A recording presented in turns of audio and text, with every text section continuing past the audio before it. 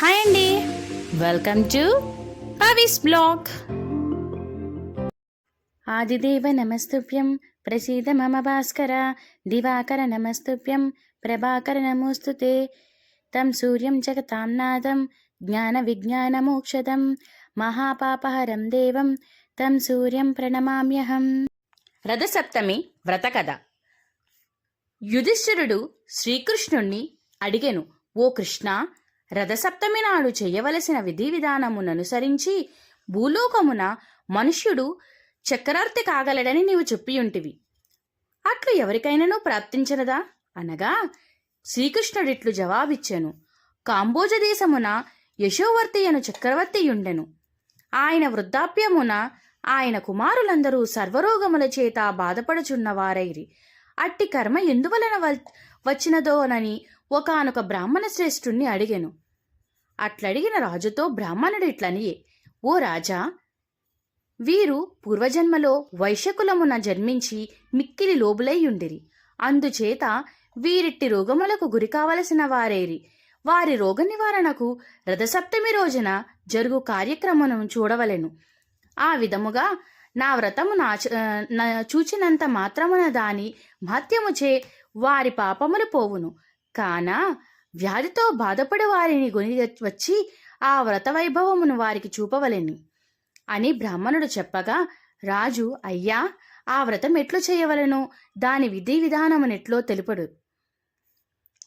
అందులోకి ఆ బ్రాహ్మణుడు, ఓ రాజా, ఏ వ్రతము చూచినంత మాత్రమున జడత్వము నశించిపోవునో ఆ రథసప్తమి అను పేరుగల వ్రతము సర్వులు ఆచరించదగినది.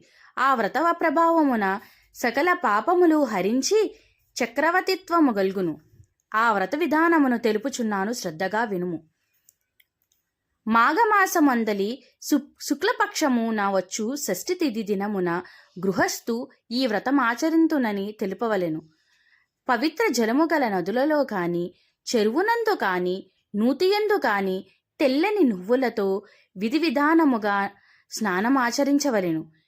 ఇలవేల్పులకు, కులదైవతలకు, ఇష్టదేవతలకు మ్రొక్కి పూజించి అటు పిమ్మట సూర్యదేవాలయమునకు పోయి ఆయనకు నమస్కరించి పుష్పములు, ధూపములు, దీపములు, అక్షింతలతో శుభప్రాప్తి కొరకు పూజింపవలెను. పిదప స్వగృహమునకు వచ్చి పంచయజ్ఞము గావించి అతిథులతో, సేవకులతో, బాలకులతో భక్ష భోజ్యములు ఆరగించ.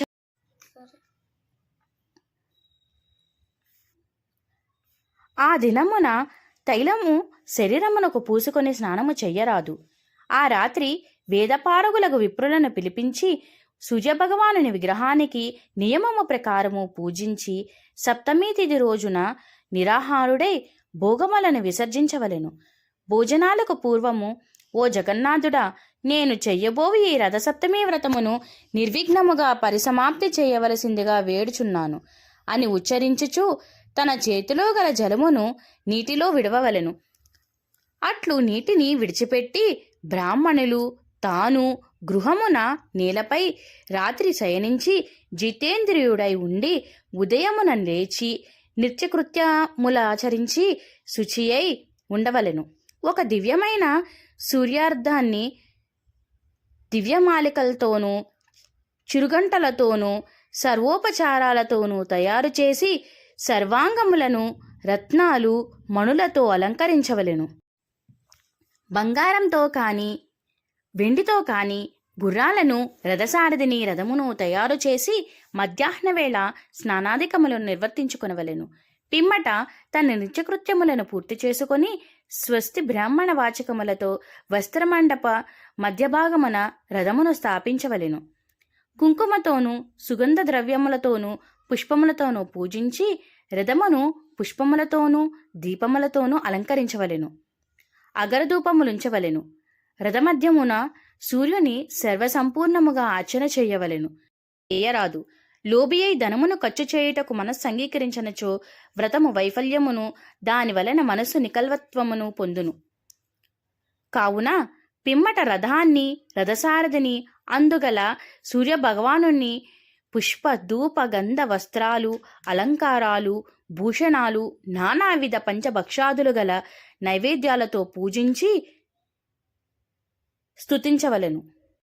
ఈ కథ విన్నా చదివినా అష్టైశ్వర్యాలతో ఆయురారోగ్యాలతో తులుతూగుతురు. ఈ వీడియో గనక మీకు నచ్చినట్లయితే please like, share and subscribe my channel. Thanks for watching. అందరికీ రథసప్తమి శుభాకాంక్షలు.